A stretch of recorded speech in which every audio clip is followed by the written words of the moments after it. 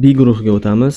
Shveysariya to'pga egalik qilish nazorati bo'yicha 54%. Jamoaning o'rtacha yoshi 27,8. Burchak to'plari 3 ta o'yinda 16 ta, follar soni 32 ta, ofsaydlar soni 4 ta. 3 ta sariq kartochka olindi, qizil kartochka olinmadi.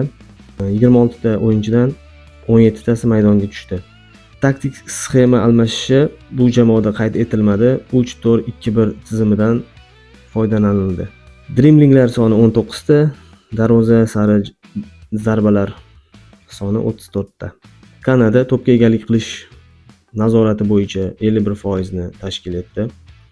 Jamoa o'rtacha yoshi 25,2. Kornerlar soni 18 ta. Agressiv pressing tufayli follar 43 ta. Ofsaydlar soni 7 ta. 5 ta sariq kartochka ko'rsatildi.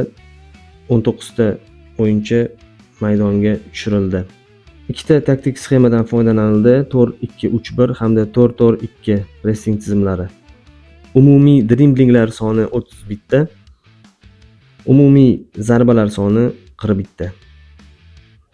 Bosniya va Gersegovina to'pga egalik qilish 46%, jamoa o'rtacha yoshi 26,9.